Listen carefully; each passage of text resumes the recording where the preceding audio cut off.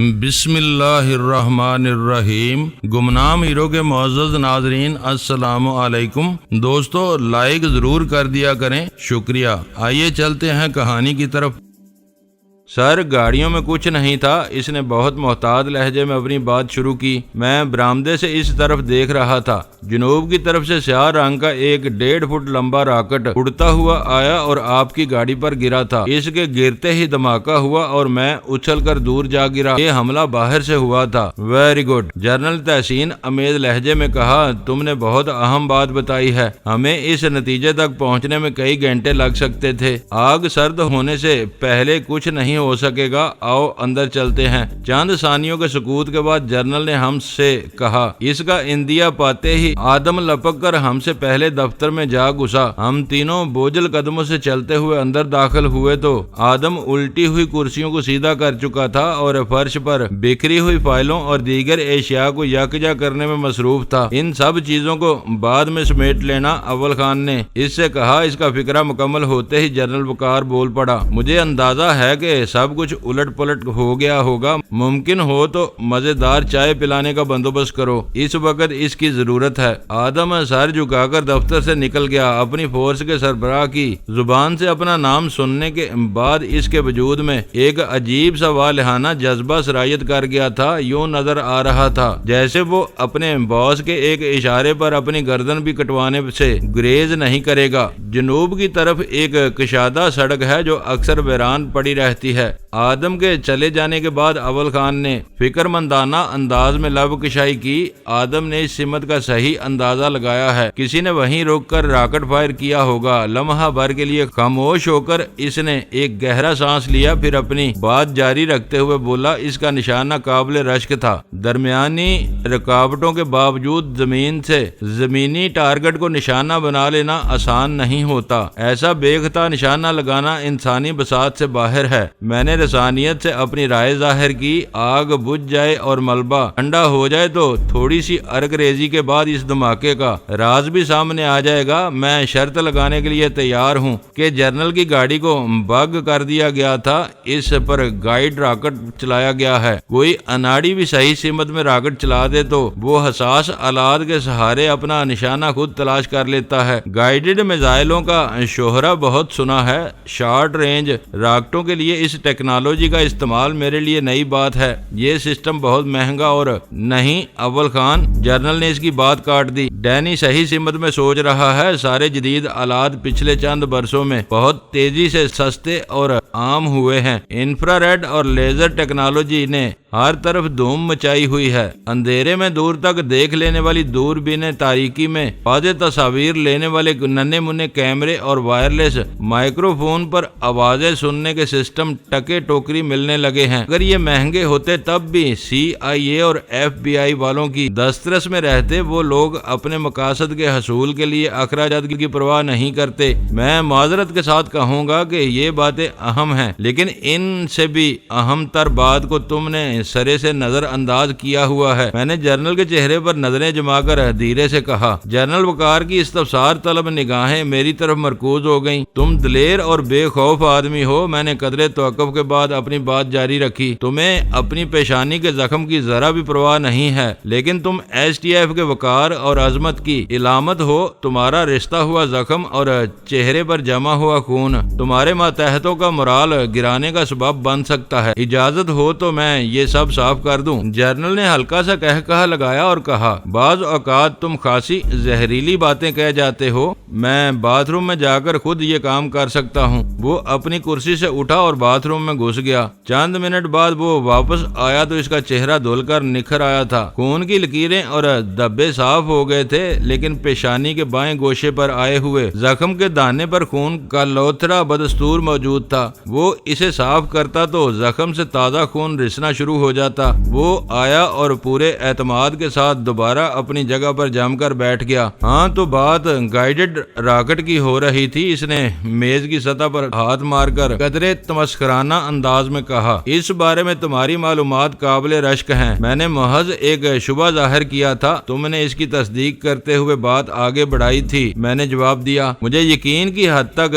شبہ ہے کہ میری تباہ ہونے والی گاڑی کے کسی حصے میں کوئی کثیر المقاصد چپ لگا دی گئی تھی۔ جنرل نے سنجیدگی کے ساتھ کہنا شروع کیا، اس کی مدد سے میری نقل و حرکت پر نظر رکھی جا رہی تھی۔ جب انہیں یہ پتا چلا کہ میں شہر بھر میں اپنے کاموں سے فارغ ہونے کے بعد اپنے گھر یعنی اسٹیشن 4 پر پہنچ چکا ہوں تو مجھے دہشت زدہ کرنے کے لیے انہوں نے میری گاڑی کی سمت میں گائیڈڈ راکٹ داغ دیا۔ اس راکٹ کے سرے پر کوئی نہ کوئی ایسا آلہ موجود رہا ہوگا جسے میری گاڑی میں پوشیدہ چپ سے رہنمائی مل رہی ہوگی۔ قریبی سڑک سے چلایا ہوا راکٹ فضا میں تیرتا ہوا سیدھا میری گاڑی پر آ گرا۔ یہ گاڑی ابتدا سے تمہارے استعمال میں ہے؟ میں نے سوال کیا۔ میں پرسوں کراچی آیا تھا، اس وقت سے وہی کار میرے زیر استعمال تھی۔ تم نے یہ سوال کیوں کیا ہے؟ جنرل نے چونک کر پوچھا۔ وہ کسی وقت اسے بگ کر چکے تھے تو ان کے پاس اسے تباہ کرنے کے لیے کئی بہترین مواقع میسر تھے۔ میں نے کہا، یہ بات یقینی ہے کہ کراچی آمد کے بعد تم اہم ترین مقامات پر بعض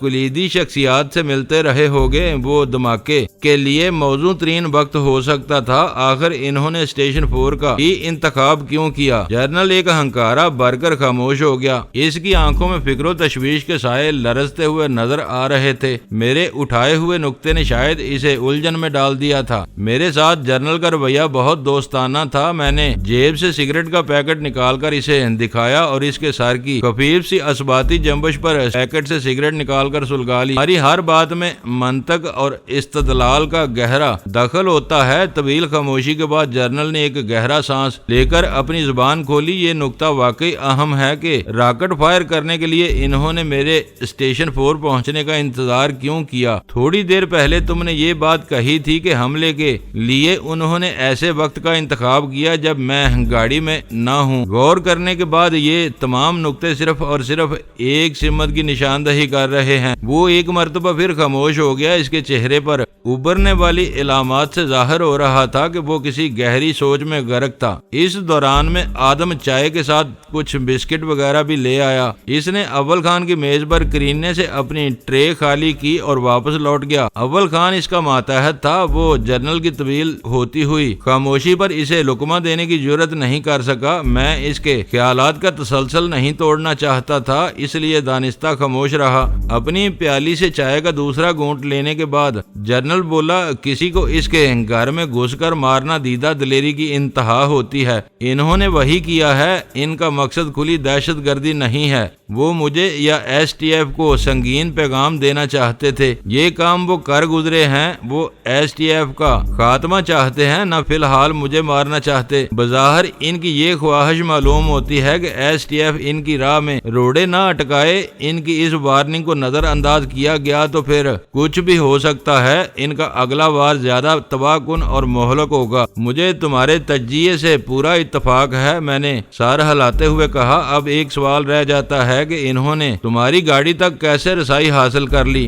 میں زیر زمین دنیا کا کوئی پراسرار نقاب پوش نہیں ہوں، اس نے مزاحمت سی ہنسی کے ساتھ کہا۔ تھوڑی بہت احتیاط ضرور کرتا ہوں، لیکن کھلے بندوں گھومتا پھرتا ہوں۔ بہت سے لوگوں کو میری آمد و رفت کے پروگرام کا علم ہوتا ہے۔ ان طویل سلسلوں کی کوئی بھی کمزور کڑی ان کے لیے ایک سہارا بن سکتی تھی۔ ابھی تک ان لوگوں سے ایس ٹی ایف کا براہ راست کوئی تصادم نہیں ہوا۔ میں یہ سمجھنے سے قاصر ہوں کہ انہوں نے ہم کو دھمکی دینے کی ضرورت کیوں محسوس کی؟ اول خان نے دھیمے لہجے میں اپنی تشویش کا اظہار کیا۔ وہ کراچی میں اپنے کئی اہم ترین اور تجربے کار آدمیوں سے ہاتھ دھو چکے ہیں۔ میں نے اس کی توثیق کرتے ہوئے کہا، انہیں پورا یقین ہے کہ ڈینی ایس ٹی ایف کی مکمل پشت پناہی کے ساتھ انہیں یہ زخم لگاتا رہا ہے۔ اب یہ سلسلہ ان کے لیے ناقابل برداشت ہو گیا ہے۔ وہ ایس ٹی ایف کو سختی کے ساتھ روکنا چاہتے ہیں، اور یہی وجہ ہے کہ انہوں نے تم پر ایس ٹی ایف کی مالی مالی بے ضابطگیوں کا اظہار کیا ہے جس کا پورا ریکارڈ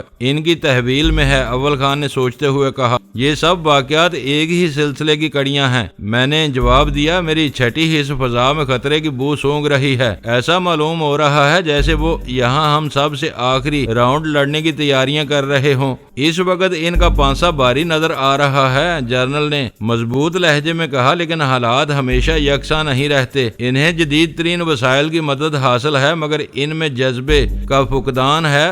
وقت بتائے گا کہ اللہ کی مدد اور اپنے سرفروشانہ جذبے سے ہم ان کے دانت کھٹے کر دیں گے۔ پاکستان آنے کے نام سے ان کے افسروں کو ہول آنے لگیں گے۔ پہلے یہی ہو رہا تھا، آج کے حالات مختلف ہیں۔ میں نے نرمی سے کہا، تم جوش اور روانی میں آ کر آج کے بدلے ہوئے حالات کو فراموش کر رہے ہو۔ اس وقت ناگزیر عالمی مجبوریوں کی بنا پر پاکستانی سرزمین پر امریکیوں کا خون بہانا ممنوع قرار دیا جا چکا ہے۔ وہ اس رعایت سے پورا فائدہ اٹھانے پر تلے ہوئے ہیں۔ دشمن کو میدان سے بھگانے کے لیے ہمیشہ خون ریزی ضروری نہیں ہوتی، بعض اوقات دوسرے حربے اس سے زیادہ بھیانک ثابت ہوتے ہیں۔ اس نے معنی خیز لہجے میں کہا، اسپیشل ٹاسک فورس ہر آئینی اور قانونی پابندی سے آزاد ہے۔ دشمن کو میدان سے بھگانے کے لیے ہمیشہ خون ریزی ضروری نہیں ہوتی، بعض اوقات دوسرے حربے اس سے زیادہ بھیانک ثابت ہوتے ہیں۔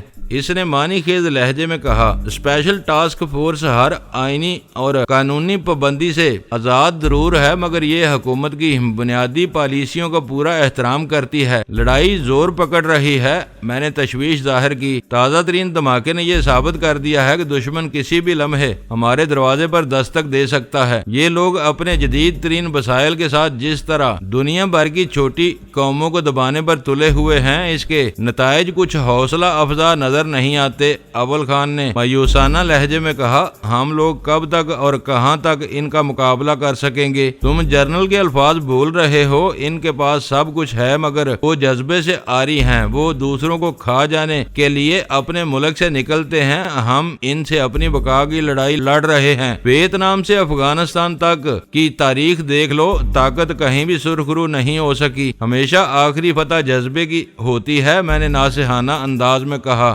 اچانک مجھے یاد آیا کہ دھماکہ ہونے سے پہلے میں جنرل سے ایس ٹی ایف کے مستقبل کے بارے میں جاننے کی کوشش کر رہا تھا۔ جنرل اور اول خان کی خاموشی سے فائدہ اٹھا کر میں نے قدرے توقف کے بعد جنرل سے مخاطب ہو کر اپنی بات جاری رکھی، سچ پوچھو تو ایس ٹی ایف کو میدان سے ہٹا لینے کے فیصلے سے تمہارے آدمیوں میں بددلی اور مایوسی پھیلی ہے، ان کا اعتماد مجروح ہوا ہے۔ فورس کی بحالی کے بغیر اس رجحان کو ختم نہیں کیا جا سکتا۔ مالی نظام میں فوری تبدیلیاں لانے کے لیے یہ فیصلہ ناگزیر تھا۔ جنرل نے ایک گہرا سانس لے کر بولنا شروع کیا، ہمیں نقد رقمیں فراہم کرنے کا نظام خطرناک تھا۔ اس بارے میں غیر ملکیوں کے باخبر ہونے کے بعد اس نظام کو فوری طور پر ترک کرنا ضروری ہو گیا تھا۔ متبادل نظام فوری طور پر نہیں لایا جا سکتا تھا، اس کے لیے وقت درکار تھا۔ اگر میں فورس کی معمول کی سرگرمیاں جاری رکھتا تو کل شام کو ہمارے سارے فنڈز ختم ہو چکے ہوتے، میس میں جوانوں کو کھانا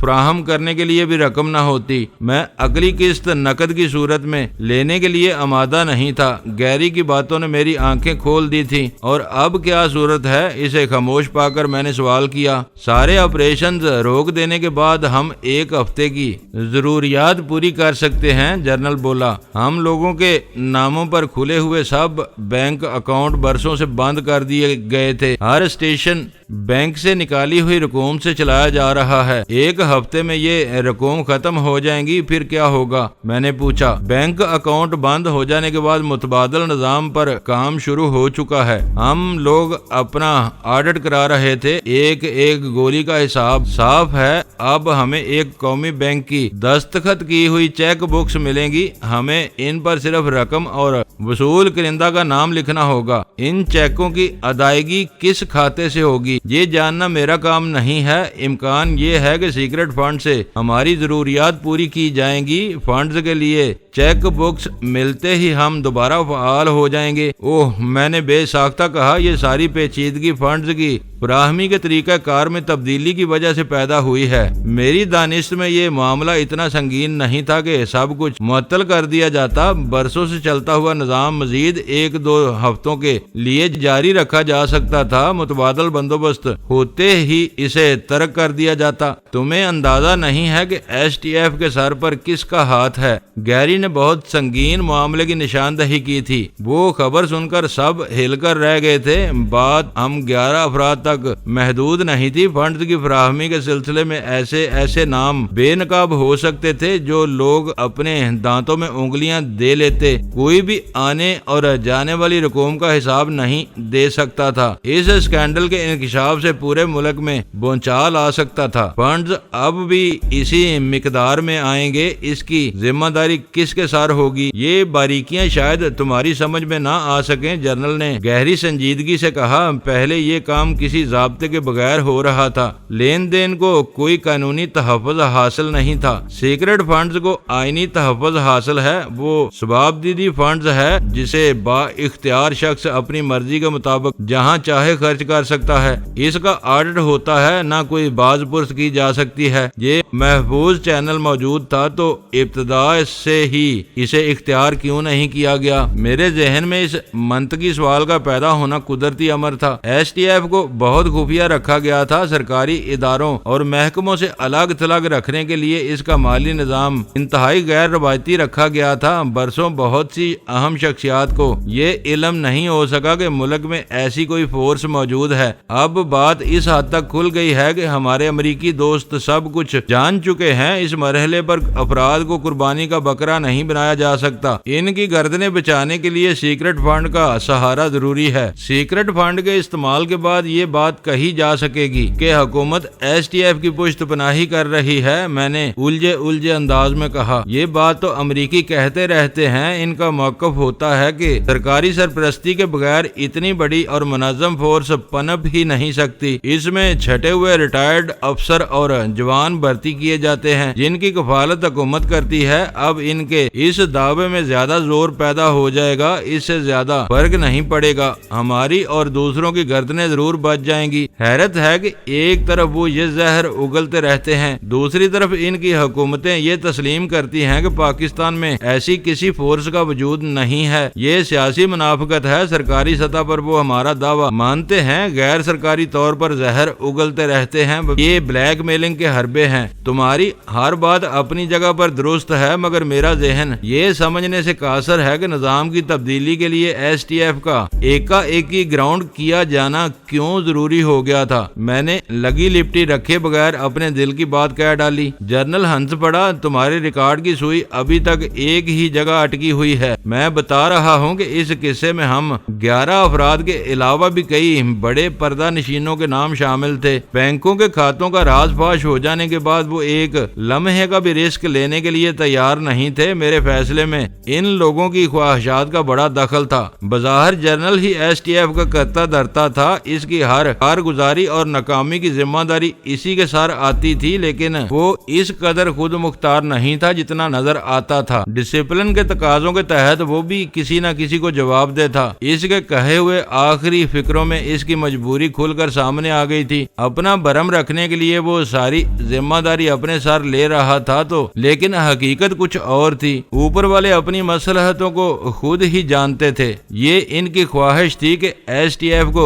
پرانے نظام کے تحت فنڈز کی فراہمی فوری طور پر روک دی جائے اور جنرل دستیاب وسائل کے سہارے زیادہ سے زیادہ دنوں تک اپنا کاروبار چلاتا رہے تاکہ اس دوران میں ادائیگیوں کا کوئی بہتر متبادل نظام وضع کیا جا سکے۔ وہ بات سمجھ لینے کے بعد جنرل سے بحث میں الجھنا بے سود تھا۔ وہ دوسروں کے کیے ہوئے فیصلے کا بھرپور دفاع کرنے پر مجبور تھا۔ میرے لیے خوشی کی بات یہ تھی کہ جو کچھ ہوا تھا وہ کسی بڑی بربادی کا نقطہ آغاز نہیں تھا۔ ایس ٹی ایف کی سرگرمیوں کا قتل ایک عارضی اقدام تھا۔ کسی بڑی بربادی اور ناکامی سے بچنے کے لیے وہ عارضی پسپائی بہتر تھی۔ آنے والے چند دنوں میں اس کی سرگرمیاں پہلے کی طرح بحال ہونے والی تھیں۔ میرے ریکارڈ کی سوئی کو تم نے ایک مقام پر اٹکایا ہوا تھا۔ میں نے جوابی مسکراہٹ کے ساتھ جواب دیا، آخری جھٹکے سے یہ آگے چل پڑی ہے۔ گیری کو ایس ٹی ایف کے عارضی تعطل کا علم ہوگا تو وہ شیر ہو جائے گا، اسے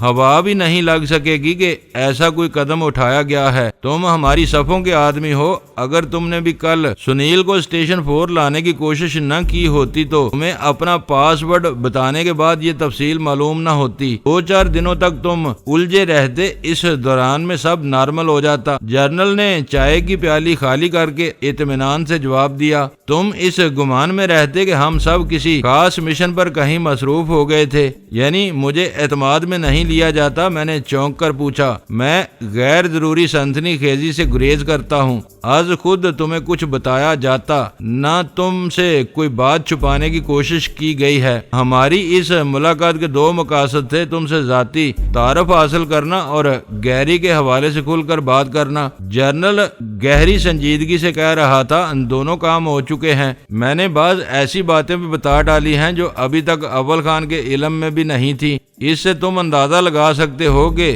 میرے دل میں تمہاری کتنی بکت ہے۔ تم کو معلوم ہے کہ آج کل گیری اور کرنل داور میں گاڑی چھن رہی ہے۔ میں نے مسکراتے ہوئے کہا، میرا موبائل فون نمبر اس کے پاس ہے۔ اگر اس نے حالات نارمل ہونے سے پہلے مجھ سے رابطہ کر کے کچھ خریدنے کی کوشش کی تو میرا رد عمل کیا ہونا چاہیے؟ کام آن ڈینی، اب کھیلنے کی کوشش نہ کرو۔ تم اچھی طرح جانتے ہو کہ اسے کیسے ٹالا جا سکتا ہے۔ مجھے معلوم ہوا ہے کہ تم نے اپنے دشمنوں کو بہت فراخ دلی سے اپنا موبائل فون نمبر دینا شروع کر دیا ہے۔ میں نے اپنی ضرورت کے تحت صرف 3 حریفوں کو یہ نمبر دیا ہے۔ میں نے بھرپور اعتماد کے ساتھ جواب دیا، گیری، شوبراج اور شیبہ۔ موبائل اول خان کے نام پر ہے، ان میں سے کوئی بھی نمبر کے سہارے مجھ تک نہیں پہنچ سکتا۔ اس کے فائدے ہم سب کے سامنے ہیں۔ شیبہ نے میرے موبائل پر مخبری کر کے سنیل کو پکڑوا دیا۔ شوبراج کے ذریعے مجھے جلال کے مشن کی ناکامی کی خبر قبل از وقت مل گئی۔ گیری کرنل داور کو اپنا نرم چارہ سمجھ کر گاہے گاہے اپنے دل کی باتیں کرتا رہتا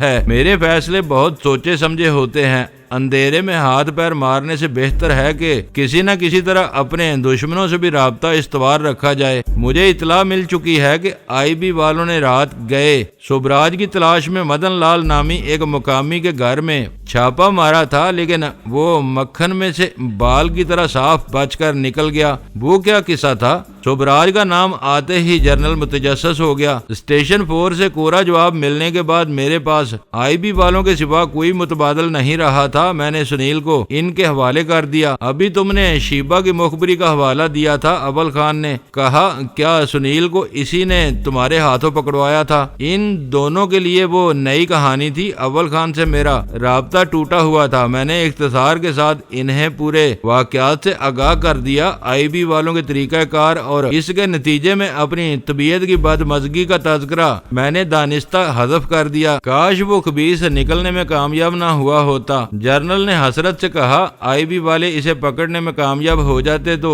یہ صحرا بھی تمہارے ساتھ رہتا، کیونکہ شوبراج کے دستے راست کو بے دست و پاک کر کے تم نے ان کے حوالے کیا تھا۔ میں کام پر یقین رکھتا ہوں، مجھے صحروں کی کبھی پرواہ نہیں رہی۔ مجھے معلوم ہے، جنرل ہنستے ہوئے بولا، مجھے بتایا گیا تھا کہ مکاؤ میں تمہاری شادی خوف اور افراتفری کے عالم میں ہوئی تھی۔ کسی مافیا کے ڈان نے چین سے اغوا کیے ہوئے مولوی سے تمہارا نکاح پڑھوایا تھا۔ اس وقت بھی تم صحرے سے محروم رہے ہوگے۔ وہ واقعی ایک عجیب تجربہ تھا۔ ماضی کی وہ یاد تازہ ہونے پر میں ایک جرجری لے کر رہ گیا۔ یہ غنیمت تھا کہ ڈان کوانگ فو نے میرا نکاح غزالہ سے پڑھوایا۔ وہ چاہتا تو اپنے قیدی کو کسی بدصورت لٹیری کے پلے بھی باندھ سکتا تھا۔ تمہیں وہ باتیں کس نے بتائیں؟ پاکستان کے لیے قابل رشک کارنامے سر انجام دینے کے بعد اب تمہارا کچھ بھی اپنا نہیں رہا۔ ان دنوں میں حاضر سروس میں تھا، میس میں اکثر تمہاری ذات موضوع سخن بنی رہتی تھی، وہیں تمہارا ماضی بھی زیر بحث آتا تھا۔ تم نے یہاں جمی لائٹ سے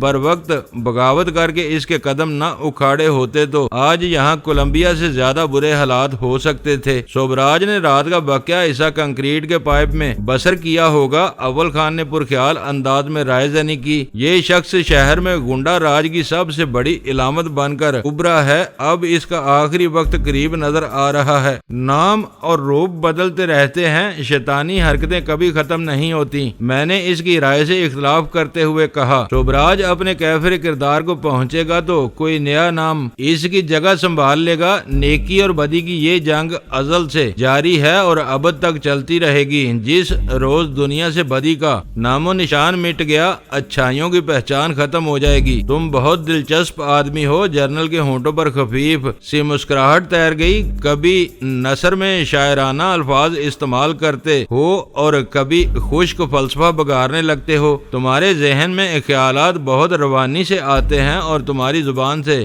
بہتے چلے جاتے ہیں۔ میرا خیال ہے کہ میں بے سروپا باتیں نہیں کرتا، ہمیشہ محتاط رہتا ہوں۔ یہی تو کمال کی بات ہے، روانی سے بولتے رہنے کے باوجود تم کہیں نہیں بہکتے۔ تمہاری کہی ہوئی باتیں مربوط اور خیال انگیز ہوتی ہیں۔ زیادہ بولنے والوں کی گفتگو میں یہ خوبی شاذ و نادر ہی مشاہدے میں آتی ہے۔ ایس ٹی ایف کے تعطل کا دور کب تک ختم ہونے کی توقع ہے؟ اس صورت احوال سے مجھے سخت گھٹن ہو رہی ہے۔ میں نے اس کے توصیفی الفاظ کو نظر انداز کر کے سوال کیا۔ ہم دونوں پچھلی رقوم کا حساب کتاب دے کر فارغ ہو چکے ہیں، زیادہ سے زیادہ 2-3 روز میں چیک بکس مل جائیں گی اور سارا کاروبار چل پڑے گا۔ مجھے کچھ شبہ سا ہو رہا ہے کہ سنیل والے معاملے میں تمہیں آئی بی والوں کے ساتھ کام کر کے خوشی نہیں ہوئی۔ ایسی کوئی بات نہیں ہے، میں نے بلا توقف اس کی تردید ضروری سمجھی۔ ان کا ایک لگا بندہ طریقہ کار ہے، میرا ان کے ساتھ چلنا مناسب نہ ہوتا۔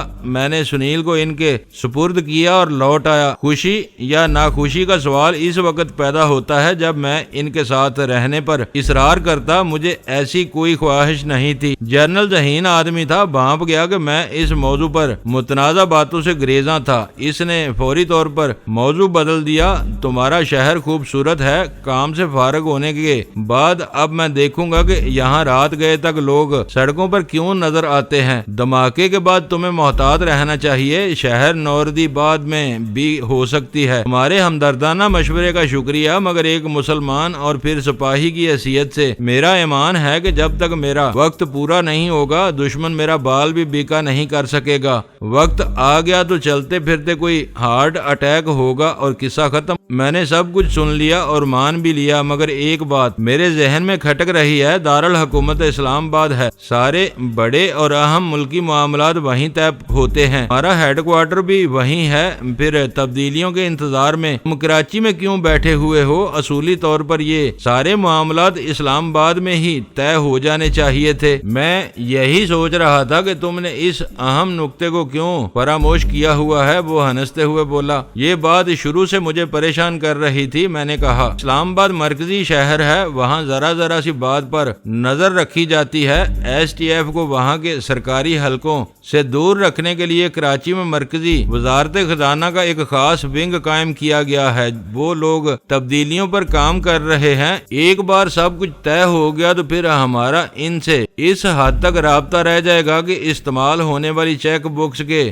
کاؤنٹر فائل انہیں لوٹا کر نئی چیک بکس لیتے رہیں۔